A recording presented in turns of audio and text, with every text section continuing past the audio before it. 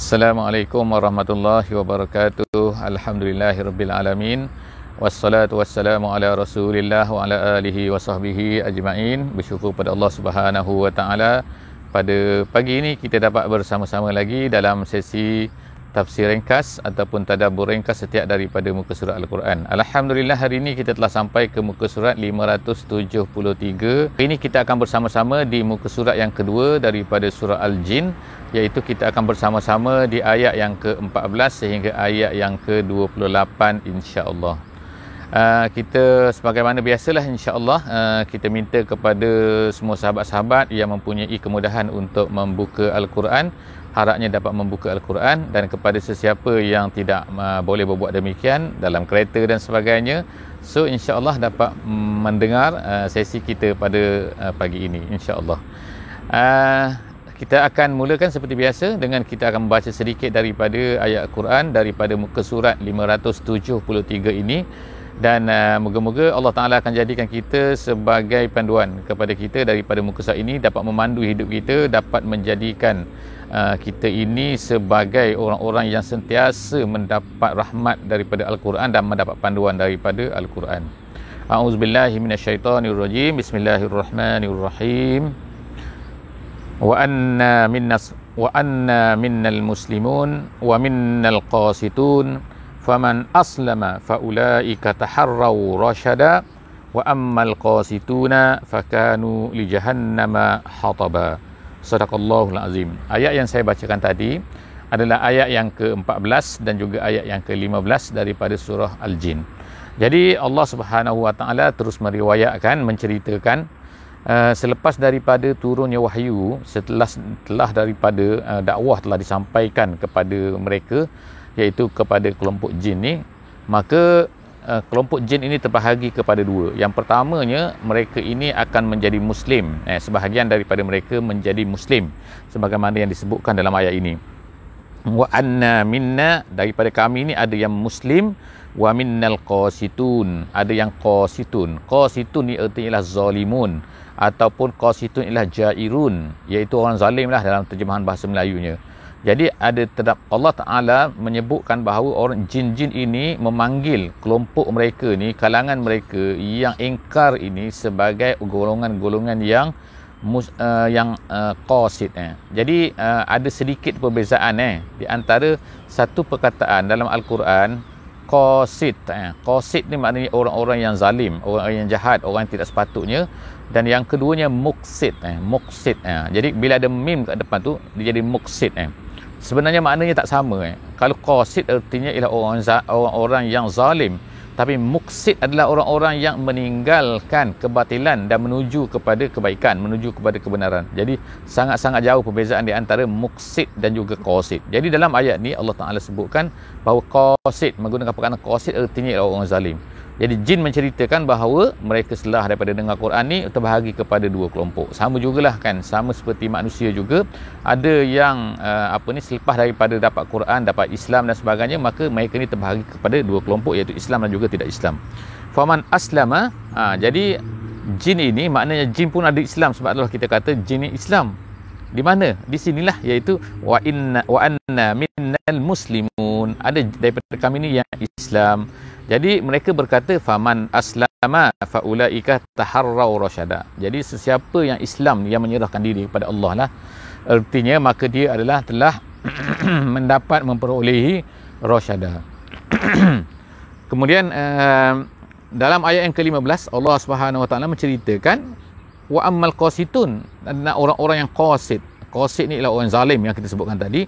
Fakanu li jahannam hataba, mereka ni akan menjadi bahan api, bahan bakar kepada neraka Jahannam.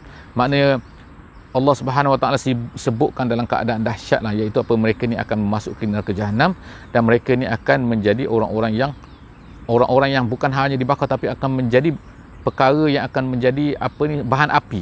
Makna bahan api tu menyala disebabkan oleh kerana mereka tu masuk dalam neraka tu. Wa allau istaqamu ala tariqati la asqainahum ma'an ghadaqa. Ayat yang ke-16 Allah Subhanahu wa taala sebut sini, sekarang ni iaitu sunnatullah. Sunnatullah. Sunnatullah ni apa? Iaitu ketetapan Allah Subhanahu Wa Taala.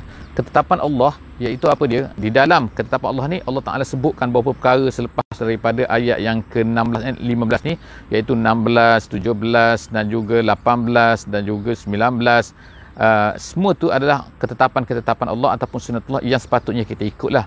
Antara yang pertama sekali yang Allah Taala sebutkan sini iaitu apa? Iaitu kalaulah seseorang itu istiqamah, wa allau istaqamu, kalaulah mereka ini, Allah Taala kata kalaulah mereka ni istiqamah, iaitu mengikut Islam ala tariqati, di atas jalan yang benar, maka Allah Taala kata la asqainahum ma'an ghadaqa, nescaya kami akan memberi minum kepada mereka, memberikan, menurunkan air hujan, ma'an air yang ghadaqa. Ghadaqa ni maknanya banyak.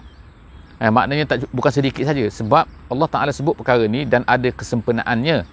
Iaitu pada masa tersebut telah berlaku kemarau yang panjang. Dikatakan oleh setengah ulama sampai 7 tahun. Maknanya mereka ni kekurangan air. Jadi Allah Subhanahu Wa Taala sebutkan, kalau mereka beriman, nescaya Allah Taala akan berikan rahmatnya kepada mereka. Seterusnya, linaftinahum fi. Tapi Allah Subhanahu Wa Taala sebutlah, kalau Allah Ta'ala ni beri nikmat, jadi undang-undang Allahnya, sunnatullahnya, kalaulah Allah Ta'ala ni beri nikmat kepada mereka, sebenarnya bila beri nikmat ni bukan hanya nikmat semata-mata nikmat begitu saja, tetapi linaftinahum fi.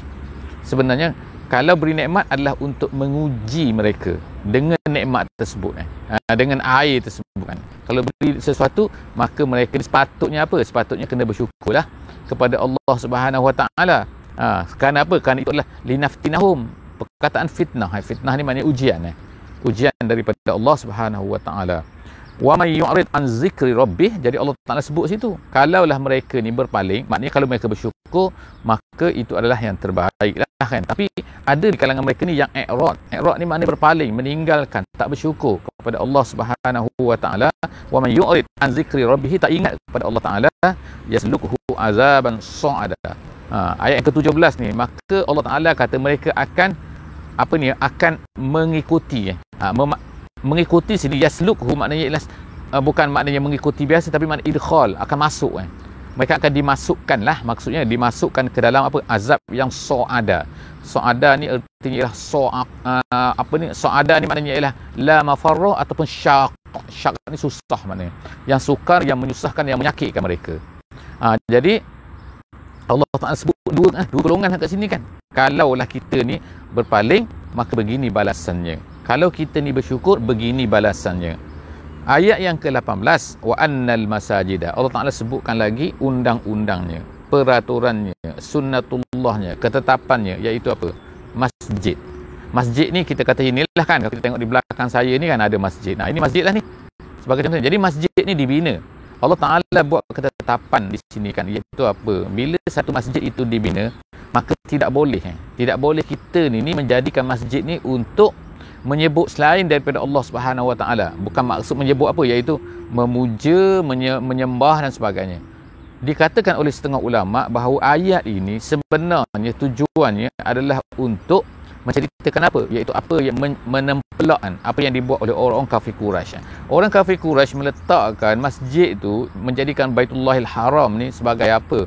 Masya-Allah, innalillah, kan tempat letak berhala.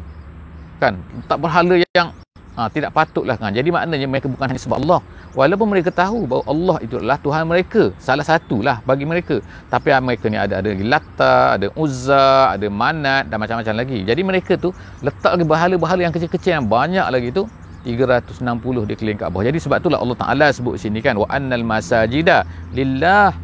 Dia hanya li situ adalah lil istihqaq, kata ulama.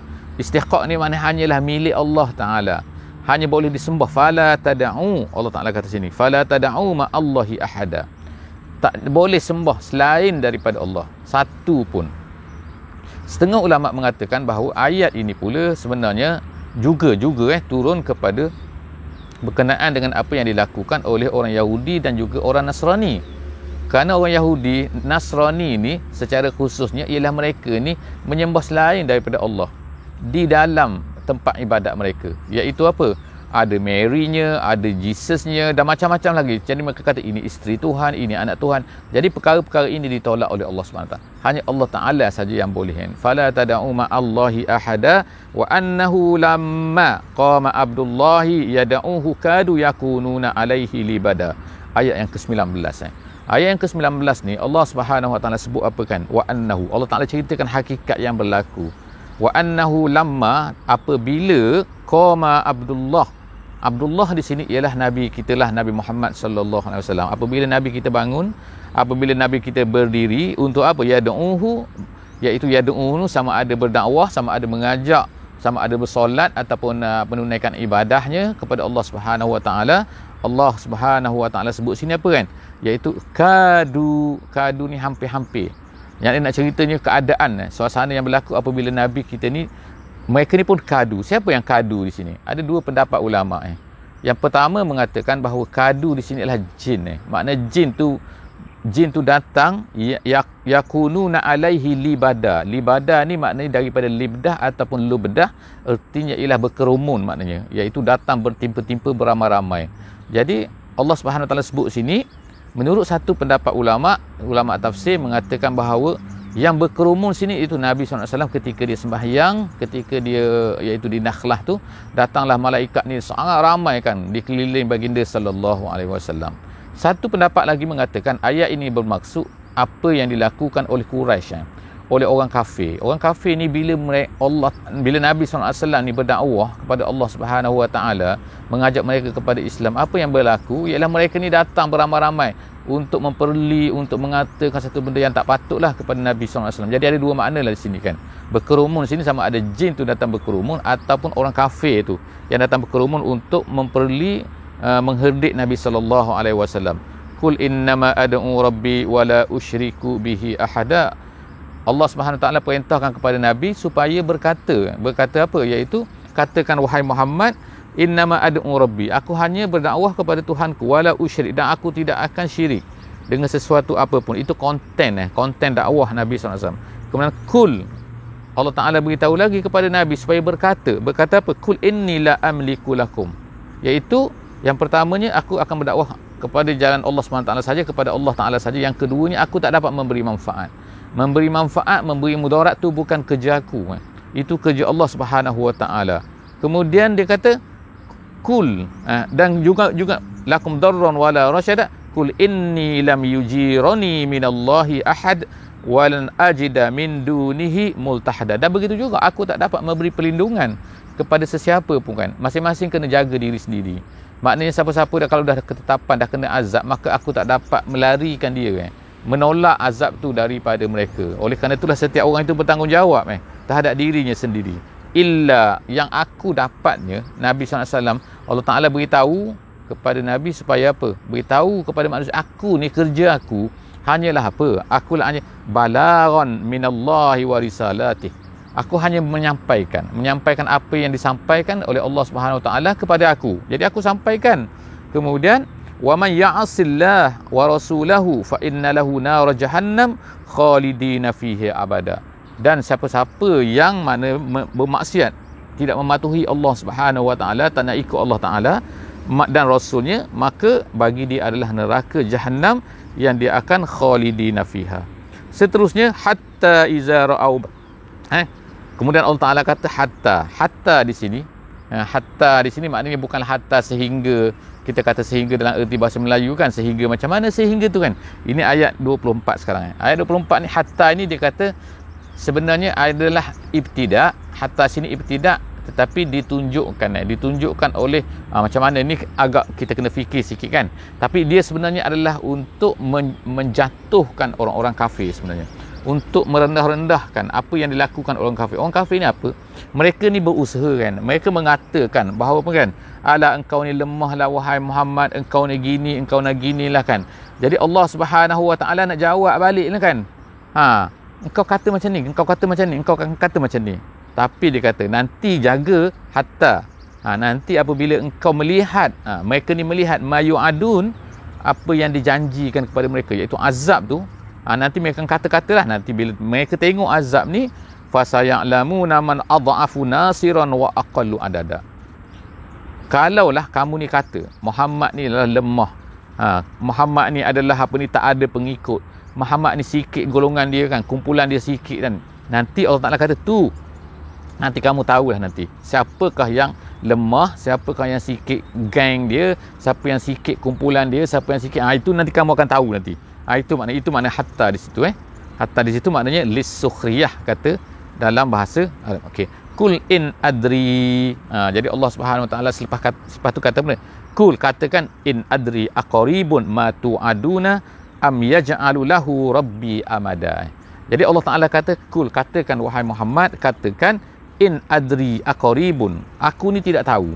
Dalam ayat 25 ayat 25 ni kul. Kalau ditanya kan, kalau ditanya kamu tahu tak bila? Kamu tahu tak bila akhirat ni? Kamu tak jawab, katakan wahai Muhammad, kul in adri. In tu maknanya aku tidak tahu. In adri, tidak aku tahu. In tu tidak, aqaribun, adakah dekat, matu adun, maknanya akhirat ni bila? Akhirat ni bila? Jadi katakan aku pun tak tahu yang dijanjikan tu. Ataupun Allah Ta'ala kata dekat ke, Allah Ta'ala kata lambat ke, apa tu aku tak tahu.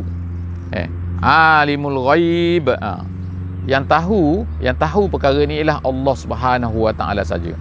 Alimul ghaib, dialah yang tahu perkara ghaib.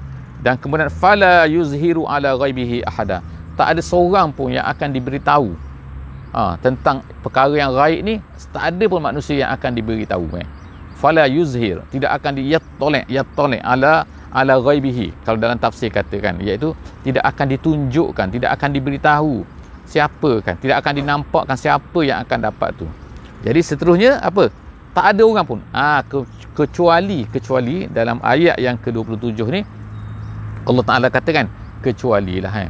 Kecuali apa? Iaitu kecuali ada juga orang-orang yang akan diberitahu, iaitu siapa? Di antara nabi-nabinya, iaitu Allah Ta'ala kata illa man irtada mir rasulin, kecuali beberapa orang rasul. Ada rasul-rasul yang akan diberitahu apa? Hanya sedikitlah sebahagian daripada perkara ni dalam bentuk-bentuk mukjizat dan sebagainya. Jadi kalau perkara-perkara itu hanyalah dengan kebenaran daripada Allah Subhanahu Wa Taala. Fa innahu yasluku min baini yadayhi wa min khalfihi rasada.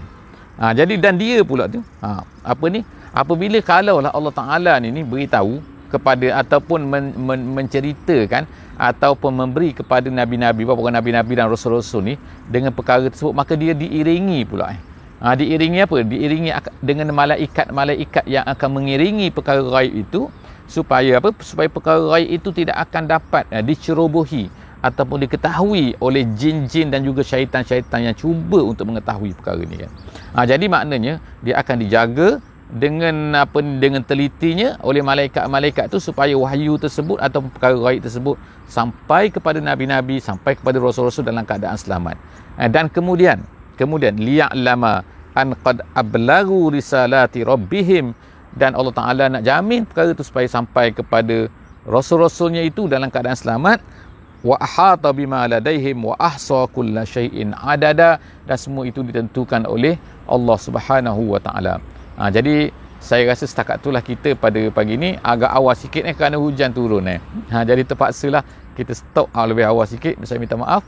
Wallahu a'lam bissawab. Moga-moga kita semua akan mendapatlah rahmat daripada Allah Subhanahu Wa Taala dengan sesi kita pada pagi ni. Jangan lupa untuk share, jangan lupa untuk bagi komen dan juga subscribe insya-Allah dalam channel kita ini insya-Allah. Moga-moga kita akan mendapat rahmat daripada Allah Subhanahu Wa Taala. Bismillahirrahmanirrahim.